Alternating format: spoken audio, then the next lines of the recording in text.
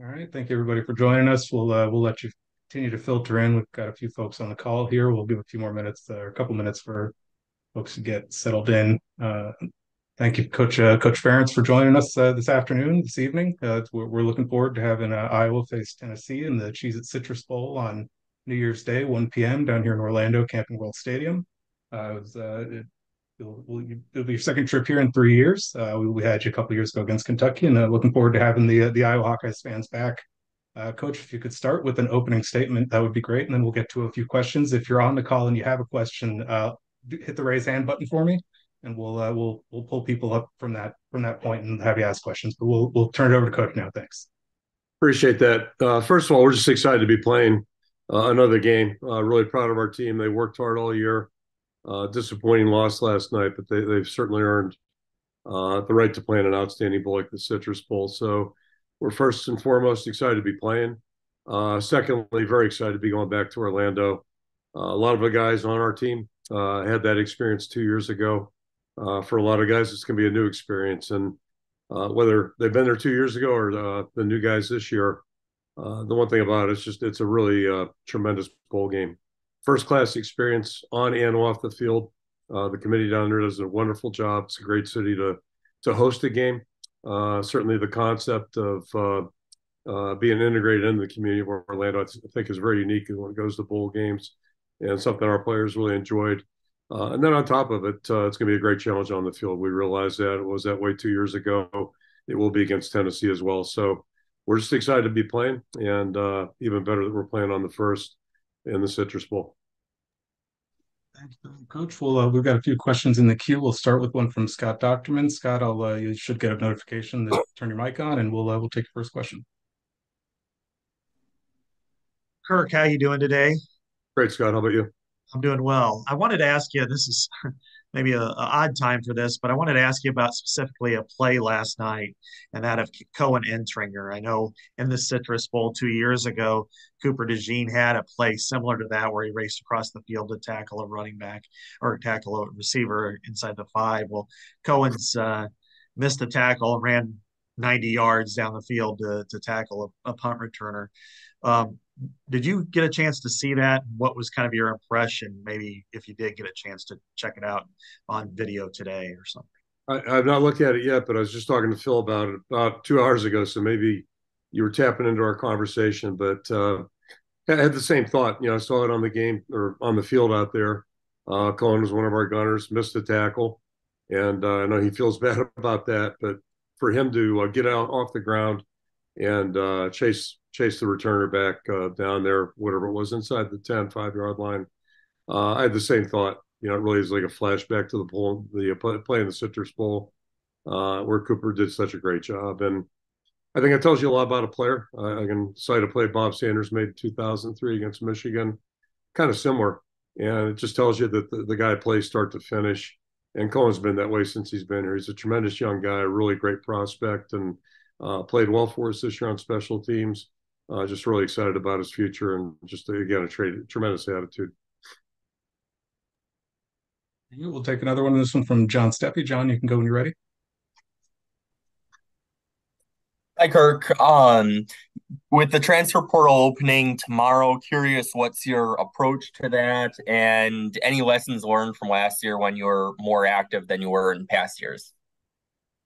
Well, yeah, first of all, just to comment on that, I think obviously this whole thing's progressed, and last year it made more sense to be more active than the year before. How it'll go this year, it's hard to predict. A year ago at this time, we had already met with our players. We met with them the week after Thanksgiving and just talked to each and every one about their futures, what they were thinking about, just so we had some indication of what our roster is going to shake out to be, and just encourage guys to take last week and this week to make a decision. As you might imagine, last week that really wasn't appropriate to talk to players about what they were thinking. Our focus was solely on the championship game. So we'll meet as a staff tomorrow morning and just talk jointly about the roster. Then we'll go through the process again, touching base with all of our players here the next 2 days. Already had one player call and indicate he is going to enter the portal. So, all in all, I think what you want for every player is for them to be happy with their situations. If a guy's not sure he wants to be here or sure he doesn't want to be here, then my encouragement would be maybe check something else out. We operate better with guys that are really fully invested. So, we'll do it pretty much the same way as last year. Outside of, again, we weren't able to utilize last week to just get some information. But my guess is by the end of the week, we'll have a little bit better idea what our roster is going to shape up like. And from then, we'll have a better idea how we can move forward too in terms of, looking in the portal and seeing what might be of interest to us. Thank you, Coach. We'll take our next question from Chad Lystico. Chad, you can go when you're ready. Hey, Kirk. Did you real quick? Did you get a chance to see who got in the college football playoff? Are you aware of kind of what happened there? Well, I know who's in. I don't know the politics or discussions, and Okay. I know Florida State's not happy. I did catch that. Okay. But anyway, I know who the 4 teams are. Yeah. Gotcha. I was just kind of curious I respect. I mean, I think a lot of people respect your opinions on these things. When a team does something on the field and then maybe it's not necessarily rewarded and that type of thing, do you think that's a dangerous precedent or or do you have any thoughts, I guess, on kind of that aspect of college football, sort of passing an eye test versus what happened on the field? Yeah, I think as long as we're in this kind of situation, we're always going to have these discussions. There's no perfect way. It's kind of like a conference thing. Unless you have play a true round robin schedule, somebody's always going to complain about this team played that team and all that in conference play. It's as old as, at least, when I got here in '81, it was an issue then. So, long story short, I still had to tell my wife today, I'm still not sure we weren't better off just going to one rule as a rule. If you go undefeated, you really, help your chances. That wasn't true today. It wasn't true the year Auburn got left out. But overall, it's hard for more than 2 teams to go undefeated. So I'm still of the opinion, either you go 2 or you go whatever, 12, 14, 16. And 4's been okay. But again, there's no perfect system. And, whenever we do enter the expansion era, which I think starts next year, that's going to bring some challenges too. So, it gives everybody something to talk about, argue about, all those kinds of things. And it is unfortunate that a team could go undefeated. But, listening to the chatter, it sounds like you can make an argument for all 6 teams that were in the discussion, maybe more than that even. So, it's tough. It's just one of those things. And, we'll see what happens moving forward. Thank you, Coach. We'll take our next one from Corey Brada. Corey, you can go when you're ready. Hey, Coach. Congratulations on the bowl berth. And just have a question for you. I know last week against Nebraska, you made a pretty big decision in the second half to sub out Drew Stevens and go with a guy in Marshall Meter who hadn't seen the field for you guys yet. And of course, it worked out. As it relates to another position at quarterback, and I know you've been asked similar questions before, but Deacon's got, I think, 11 interceptions and about 9 games played, or excuse me, 11 turnovers and 9 games played. He has had a couple other fumbles that have been recovered by the offense. At what point do you kind of take the same view with that position with quarterback as you do with maybe kicker or DB at times, where you give another guy, a young guy, a chance to perform or prove himself in a game when another guy is struggling either to perform or struggling to protect the football? Yeah, I mean, 2 separate discussions here. But first of all, last week it was just clear Drew was not, he wasn't himself. 2 kickoffs out of bounds, really uncharacteristic for him, uncharacteristic for any good kicker, which we consider Drew to be. He's a proven player, a proven performer. So at that time, I just felt it was a momentary decision. It was not a final decision. It wasn't a decision for the season. Drew kicked off last night and would have been in there for field goals, PATs. So, that's one separate circumstance. In Deacon's case, I think he's made a lot of progress. And last night was not an easy night. I don't know if you noticed, the team we played was pretty salty on defense. They're a pretty good team.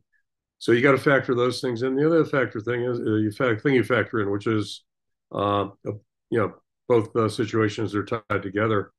Marshall Meter's been practicing really well since he's gotten here. He's practiced well all fall. He's behind a player who's proven and done a very, very nice job for us. So he really didn't get an opportunity. And when he did get his opportunity, came through. Appreciative of that, not surprised. But Drew's still our starting kicker. And in Deacon's case, we watch practice every day. and we've watched it since the start of camp back in early August. And our decision as coaches is that Deacon gives us our best chance to play. That's really how we operate each and every position. So you just got to, I think, take in consideration his limited experience. And, the fact of the matter is the other two guys that are in the depth chart, three guys, if you want to include Tommy Polholski, none of them really have substantial experience either. So, again, we watch them in practice every day. It's no knock on anybody in the race. It's just our feeling that Deacon gives us our best chance. And, that's where we're at. Thank you, Coach. Our next one we'll take from Tyler Tashman. Tyler, you can go whenever you're ready. Hey Kirk, hope you're doing well. I'm just wondering what the value, I guess, of not only for older guys that are gonna get to play in the bowl game, but to use that extra practice time to help younger guys get more experience, and just kind of your take on balancing those two sides of things. Yeah, it's a great question. It's really really valuable, really important. And one thing I've always said, though, the most important thing about a bowl game is the experience for the players. And it so happens, we've been very fortunate. My 34 years here, quite frankly, we've always had good opportunities to go to great bowls and really nice venues. And I can tell you from experience, going to Orlando, this will be our third trip overall. It's such a great place to host a bowl, and they do a wonderful job, the committee. And a big part of the bowl experience is what the committee does to set things up for the players. So that's huge, and you want the players to earn, really enjoy it because they've earned the right to be there. That's still the concept of a bowl game. Second thing on the list in my mind is just it's an opportunity for us to be together for another month and operate as a team. It's a very different schedule than what's been the last 14 weeks. A little bit more like a bye week schedule, I guess, in some ways at this juncture. But it's just an opportunity for us to continue to operate as a team, and that's the best part about sports. And then to break it down a little further, we kind of are on two tracks right now. The early part of the month, we really work lightly with the older guys. They don't need to have shoulder pads and have contact here for a couple of weeks. Need them to just kind of recharge a little bit and just get back to a refreshed mode, if you will. But we'll get a chance to work the younger guys that have been playing on Saturdays and don't have that volume of work built up.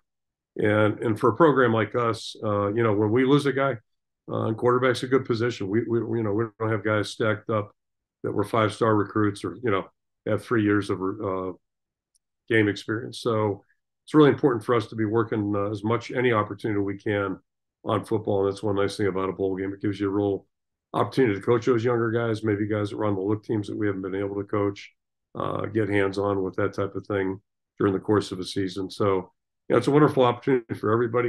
And the whole idea for everybody in the program is to try to improve daily. So what a guy like, Jay Higgins will be doing the next couple of weeks versus, Ben Keeter, very different programs, but hopefully beneficial for both. Thank you, Coach. We've got time for a few more. Next one will come from Owen Sebring, followed by Adam Sparks of the Knoxville News Sentinel. Owen, you can go ahead when you're ready. Hey there, Coach. Congrats on the bowl game. I just wanted to ask about the team's mentality right now. The game ended about 16, 17 hours ago, and I know the players afterwards said that they were going to let this one sting a little bit longer than some of the normal games. But does today's news of getting a chance to go to a top-tier bowl game like the Citrus Bowl, getting a trip to Orlando, does that help at least help the team move on a little bit, help move forward, and maybe build some more excitement about the future rather than dwelling on what happened yesterday? Yeah, that's a great point because every loss stings. And if you're a competitor, that's just the way it works. There's no substitute for winning. There's no substitute for losing. Two different extremes, and one's a lot better than the other. But typically, if you lose a game, you don't get good news on Sunday. And in this case, to your point, we got wonderful news today. So, I think I don't want to speak for everybody, but I think I can speak for everybody. Everybody should just be really excited about this.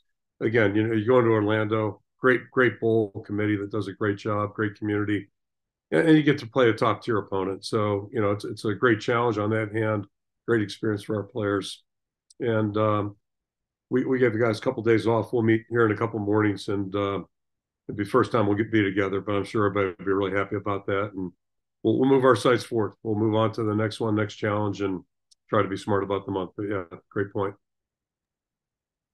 Thank you, Coach. We'll take one from Adam Sparks from Knoxville. Adam, go ahead when you're ready. Yeah, Coach. I'm sure you haven't looked at Tennessee very much, but they run that up offense, really wide splits that Josh Heupel likes to run. How familiar will your guys be with that type of offense, and what kind of challenges do you think that would present? Yeah, we certainly haven't seen him this year, and but I know the work that Josh has done, both obviously at Tennessee and then Central before that, just outstanding. So, you know, we have coincidentally we saw Tennessee the last 2 years against Kentucky. We played Kentucky 2 straight years, so we do have some familiarity, but certainly weren't looking at them from a game planning standpoint. Nice thing about playing on January 1st as well, plenty of time to look at them. But I'll go back to my first experience playing Tennessee. It was 1982 in the Peach Bowl. And one guy I remember, they had Reggie White, had Mike Kofer, I believe his name was Mike, outside linebacker, 2 pretty good players on defense. I think Cole Kett was their punter. Oh my gosh, the sprinter was the receiver. Gosh, Willie Galt. Willie Galt. Okay, I'm sorry. Yeah, that's all embarrassing. I couldn't pull that name up, but some pretty good players. We had a great game with them, and you follow them through the years. Just really good program. So it's going to be a big challenge for us. We know that. Thank you. Thank you. We got time for 2 more. We'll take one from Scott again. Scott, you can go when you're ready. Yeah, Kirk, I just wanted to kind of ask you, you kind of alluded to your schedule coming up. Do you anticipate practicing much this week, or does that start a week from, say, tomorrow? We'll probably go real light Friday, Saturday. Just I don't want the guys to go a couple of weeks without getting on the field and doing some things. The older guys will be on and off the field really light, much like the bye week, and then we'll work the younger guys a little bit more. Then we've got our banquet here next Sunday, and then we go into finals week. So we'll be very, very limited during finals week, and then start pretty much in earnest after the last finals are over. Coach, we'll take one last question from Chad. Chad, go ahead when you're ready. Yeah. I kind of wanted to ask about the Tennessee up-tempo offense, but you sort of answered that already. So I'll ask about Phil Parker and the Broyles Award one more time. I don't think you've really gotten a chance to speak to that, but kind of given what happened last night against Michigan, I know you lost the game, but you held them to 213 yards. Is that one of the, I don't know, how would you grade kind of the job that he did against that offense last night? Yeah, I think anybody watching the game that's a football person would realize those were 2 really good defensive teams playing out there. And you factor in, at least in my mind, how good Michigan's been offensively the last 3 years. So it's really impressive. I thought our guys really competed hard, obviously, did a good job up front. Guys in the back end did a really nice job, and it's just a good team effort. But yeah, it definitely starts, Phil and the staff do a great job putting a plan together. And then most importantly, the players really went out and competed, and it all goes together. So can't say enough about the job Phil's done. 25 years in this program, since 2012 as a coordinator, and just to watch the growth, the improvement, that we've seen in that regard. It's really impressive. I'm thrilled he's going to the Broyles Award banquet, and I believe it's tomorrow, next couple of days. So, all the contestants there, I think there's 5 finalists. They're all excellent coaches, but for Phil to be in that group is outstanding. It'd be great if he won it. But I do know this, in terms of in this building, everybody really appreciates the job Phil does. True professional, just an outstanding coach, and it'd be really nice to see that recognized on a national basis. Thank you again for the time, Coach. We'll let you go with that. We appreciate it. We look forward to hosting you down here in Orlando again. As a reminder, that's Cheez-It Citrus Bowl, January 1st, 1 p.m., Camping World Stadium, TV on ABC. And we, I'm sure you'll enjoy a couple good weeks practice. Happy holiday, and we'll see you down here in a couple weeks. Happy holidays as well. Look forward to seeing you there. Thank you. All right. Thank you, Coach. And we will have the Tennessee coach, Josh Heupel, will be available a little bit later today. It'll be about 6 p.m. Eastern. So we'll make sure it'll be via the same link for those who are on the call, but we will end the call for now. You'll just be able to access it back through the same URL, and we'll follow the same process then. That'll be about 6 o'clock, and we will see you guys then. Appreciate your time and flexibility, and we'll talk to you soon. Thanks.